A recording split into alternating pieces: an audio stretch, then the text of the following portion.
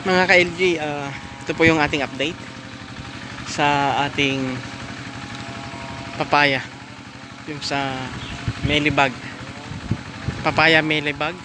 Okay, so far so good.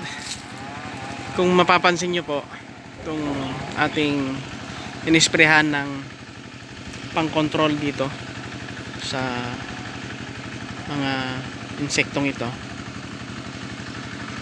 medyo okay naman.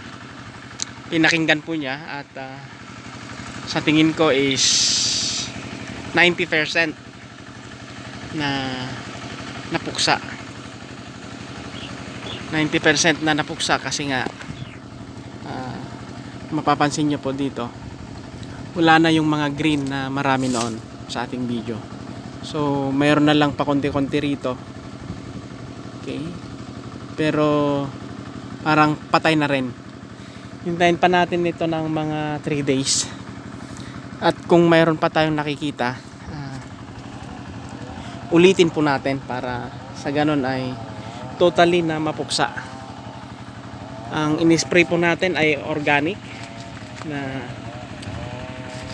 gawa from Canada. Okay.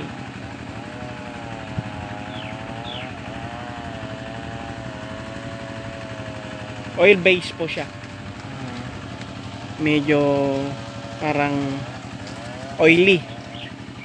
So maganda rin ho siyang gamiting pang sticker kung gusto nyo pong maghalo ng mga ibang foliar, pwede po siya. Wag lang pong fungicide. Foliar fertilizer pwedeng ihalo doon, pang pakapit na rin at the same time. So ito na po yung ating update. Ang pangalan po nun ay PSG